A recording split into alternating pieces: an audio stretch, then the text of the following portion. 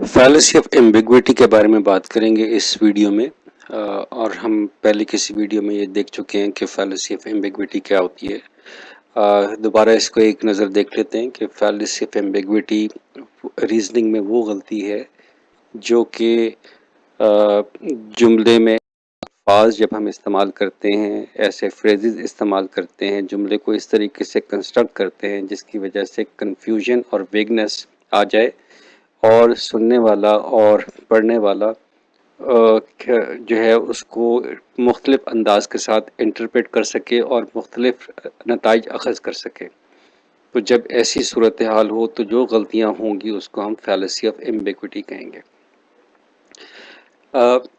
ये जो fallacy of ambiguity है इसके पीछे कई रीजंस हैं जिनकी वजह से वेगनेस कन्फ्यूजन क्रिएट होती है और उन्हीं की वजह से हम लोगों ने एम्बिग्विटी की जो फैलेसीज हैं उनको मुख्तलिफ सब फैलेसीज के अंदर कैटेगराइज किया हुआ है। फैलेसीज ऑफ एम्बिग्विटी हैं, फैलेसी ऑफ एक्सेंट है, एम्फिबोली है, इक्विवोकेशन है, डिवीजन है, कंपोजिशन है एंड हाइपोस्टैटाइजेशन है। वन बाय वन इसको अब देखते हैं।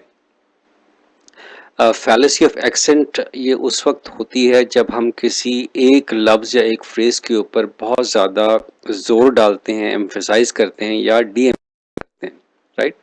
जब ऐसी सूरत हाल हो तो उस सेंटेंस के, उस जुमले के एक से ज़्यादा मतलब निकलते हैं तो थोड़ी सी कन्फ्यूजन क्रिएट हो जाती है। तो जब ऐसी सूरत हाल हो तो फैलेसी ऑफ एम्बिग्विटी की जो कैटेगरी होगी वो होगी फैलेसी ऑफ एक्सेंट। अब कुछ एग्जाम्पल्स की तरफ आते हैं। पहले एग्जाम्पल देखें, I wonder if you really want to do this. है इसके दो मतलब निकलते हैं। एक तो ये कि एक तरफ ये कहा जा रहा है कि हाँ तुम ये काम कर सकते हो, और दूसरी तरफ एक नेगेटिव सेंस भी इसकी बनती है कि आई वंडर, पता नहीं तुम ये काम कर सकते हो भी हो कि नहीं कर सकते, राइट। तो यहाँ पर जो कन्फ्यूजन क्रिएट हो रही है वो इस लफ्ज़ वंडर हो रही है जिसकी वजह से दो मुख्तलिफ मतलब निकल रहे हैं। और फिर जो दूसरी आपकी स्टेटमेंट है, I have never seen you looking better, इस जुमले के भी दो ही मतलब निकलते हैं। एक ये कि तुम बहुत बेहतर लग रहे हो, और दूसरा ये है कि तुम बिल्कुल ख़राब लग रहे हो, राइट। तो यहाँ पर नेवर प्रिसाइज हो रहा है तो जिसकी वजह से इसके दो मुख्तलिफ माने निकल रहे हैं। एक और छोटी सी एग्जांपल है कि who took the test, for example अगर एक ही जुमले को मुख्तलिफ अंदाज से पढ़ा जाए तो उसके डिफरेंट माने निकलते हैं। जैसे कि अगर मैं ये कहूँ कि आई के ऊपर मैं एम्फेसाइज करूँ, I did not take the test yesterday, तो इसका मतलब ये होगा कि मैंने तो नहीं किया, किसी और ने किया होगा। फिर I did not take the test yesterday, इसका सिंपली ये मतलब है कि सिर्फ मैंने नहीं किया, किसी ने आगे किया या नहीं किया उसके बारे में बात नहीं हो रही। तो आई डिड नॉट, तो जब मैं डिड नॉट की बात करूँ तो एम्फेसाइज मेरे ऊपर आ गया, और इसका मतलब है मैंने तो नहीं किया। Not take the test yesterday, अब इसका क्या मतलब निकलता है? इसका ये मतलब निकलता है कि मैंने टेस्ट तो नहीं दिया लेकिन मैंने कुछ और किया होगा, राइट। तो जब आप एक लफ्ज़ के ऊपर एम्फसाइज करते हैं तो उसके डिफरेंट माने निकलते हैं। तो इसकी वजह से जो कन्फ्यूजन होती है उसको हम क्या बोलते हैं? फैलेसी ऑफ एक्सेंट बोलते हैं। अगली फैलेसी है फैलेसी ऑफ एम्फिबोली। ये फैलेसी उस वक्त आती है जब हम जुमले को जब कंस्ट्रक्ट करते हैं, जो ग्रामेटिकली बहुत पुअर होती है और लफ्ज़ जो हैं वो दाएं बाएं होते हैं, पंक्चुएशन का प्रॉपर इस्तेमाल नहीं करते, तो जिसकी वजह से यहाँ पर जो है कन्फ्यूजन क्रिएट होती है। और और जो गलती होगी, जो फैलेसी होगी, उसको हम एम्फिबोली कहेंगे। तो इसकी अगर एग्जांपल देखें, the drug is doctor recommended, ये जुमला है लेकिन इस जुमले के दो मतलब निकल रहे हैं। पहला मतलब ये निकल रहा है कि ये जो दवाई है ये एक पर्टिकुलर डॉक्टर ने रिकमेंड की है, और दूसरा ये मतलब निकल रहा है कि ये जो ड्रग है ये बहुत सारे लोगों की रिकमेंड कर रहा है, ठीक है। तो यहाँ पर जो गलती है वो एम्फिबोली की है।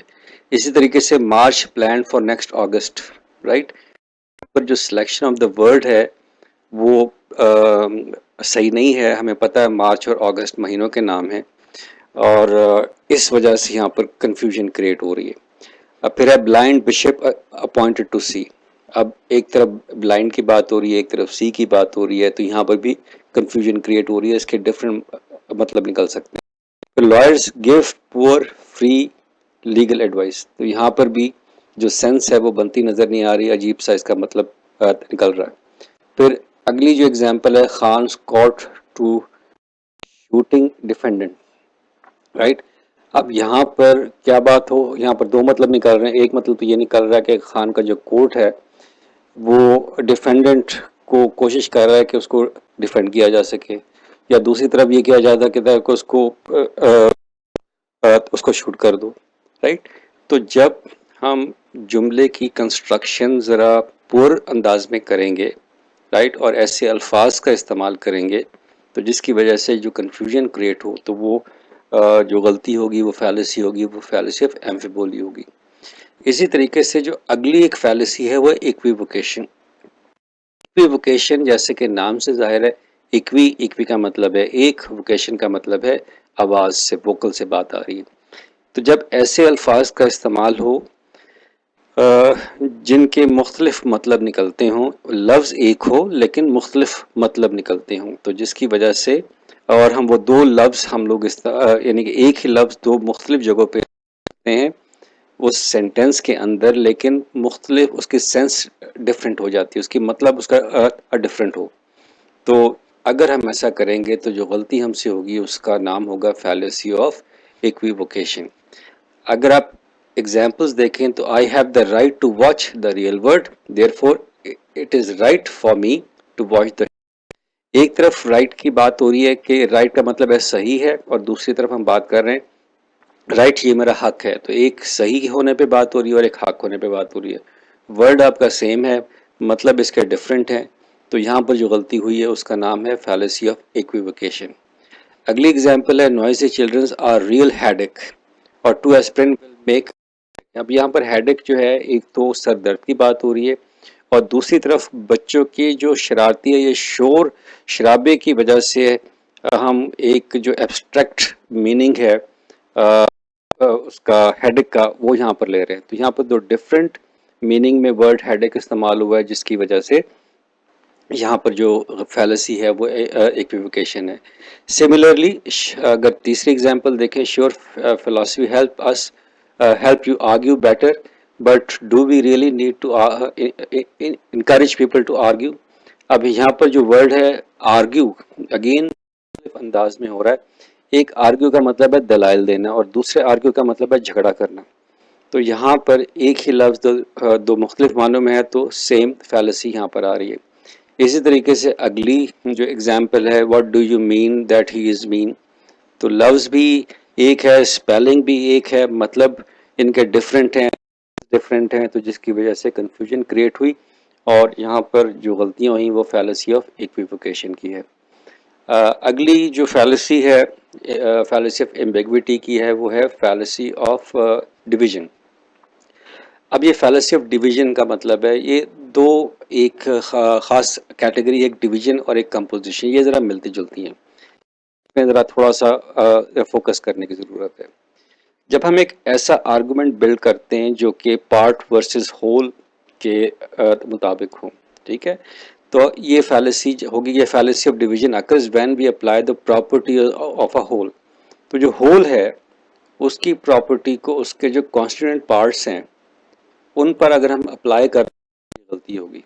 जैसे कि मिसाल के तौर पे जो पानी है, पानी आग बुझाता है, और पानी जो है इसको हम होल ले रहे हैं, और इसके जो कंपोनेंट्स हैं वो ऑक्सीजन और हाइड्रोजन है। पानी ऑक्सीजन और हाइड्रोजन से मिलके बना है, राइट। तो पानी की जो प्रॉपर्टीज़ हैं वो हम ऑक्सीजन और पर अप्लाई कर रहे हैं। हम ये कहते हैं कि पानी आग बुझाता है, और पानी जो है वो ऑक्सीजन और हाइड्रोजन से मिलके बना है, तो लिहाजा हाइड्रोजन और ऑक्सीजन भी आग बुझाएंगे, राइट। तो जो कि बिल्कुल गलत है। ऑन द कॉन्ट्री, ऑक्सीजन और हाइड्रोजन ये कंबस्टेबल हैं, हाईली फ्लेमेबल हैं। जहाँ पर ऑक्सीजन होगी आग बुझेगी, राइट। तो यहाँ पर जो हमसे गलती हो रही है वो फैलेसी ऑफ डिवीजन की हो रही है। तो बाकी जो एग्जाम्पल्स हैं उनके अंदर भी यही कॉन्सेप्ट है, इनको पढ़ लीजिएगा और यही कॉन्सेप्ट आपको मिलेगा इन तमाम एग्जाम्पल्स में। जो फैलेसी है वो फैलेसी ऑफ डिवीजन है। इसी तरीके से इसका जो रिवर्स है वो है फैलेसी कंपोजिशन। इसके अंदर हम जो पार्ट की प्रॉपर्टी को होल के ऊपर अप्लाई करते हैं, राइट। तो पार्ट की प्रॉपर्टी को किस पर अप्लाई करना, होल के ऊपर। तो पानी वाली ही एग्जांपल लेते हैं। हम कहते हैं oxygen and hydrogen are highly combustible, right. मतलब क्या कि ऑक्सीजन और हाइड्रोजन की वजह से आग भड़क, ठीक है। और फिर हम कहते हैं कि water is composed of oxygen and hydrogen and hence water is highly combustible. तो यहाँ पर हमसे क्या गलती हो रही है, वो फैलेसी ऑफ कंपोजिशन है। जबकि पानी जो है वो आग बुझाता है, आग लगाता नहीं है। तो यहाँ पर है। तो सिमिलरली बाकी की जो एग्जाम्पल हैं इसी कॉन्टेक्स्ट के अंदर हैं, इनको पढ़ लीजिएगा, आपको इजीली बात समझ आ जाएगी। अब आखिरी जो फैलेसी है वो फैलेसी ऑफ हाइपोस्टैटाइजेशन है। बहुत इंटरेस्टिंग है और इसमें हम लोग जो एब्स्ट्रैक्शंस हैं उनके हवाले से बात करते हैं कि it is a fallacy when an abstraction is treated as it were a concrete real event और अ फिजिकल एंटिटी। मतलब क्या कि मैं अगर आपको मिसाल दूं कि जो नीचे पड़ी हुई है, जो यहाँ पर लिखी हुई है कि लेट द मार्केट डिसाइड। अब जो मार्केट है, द वर्ड मार्केट, इसके अपने dynamics हैं, इसके अपने तरीक़ेकार हैं। तो मार्केट को हम जो उसकी जो एब्स्ट्रैक्शन है हम उसको एक रियल एंटिटी के तौर पे ले रहे हैं, राइट। इसी तरीके से साइंस हैज़ प्रूवन, अब साइंस के अपने रूल्स हैं, अपने तरीक़ेकार हैं, साइंस को हम उस एक वर्ड के तौर पे ले रहे हैं। Similarly research shows history has, ये सारे के सारे जो अल्फाज हैं, मार्केट, साइंस, रिसर्च, हिस्ट्री, ये सारी की सारी एब्स्ट्रैक्शंस हैं, राइट। हम हिस्ट्री को रिप्लेस कर दें, ही हैज़ टॉट, रिसर्च को किसी और के साथ रिप्लेस कर दें, he shows, he has proven, let him decide, right. But तो यहाँ पर हम मार्केट एक इंडिविजुअल के तौर पे ले रहे हैं, जो कि गलत है। इसकी जो एग्जाम्पल है पहली वाली, mother nature can be disturbingly unkind.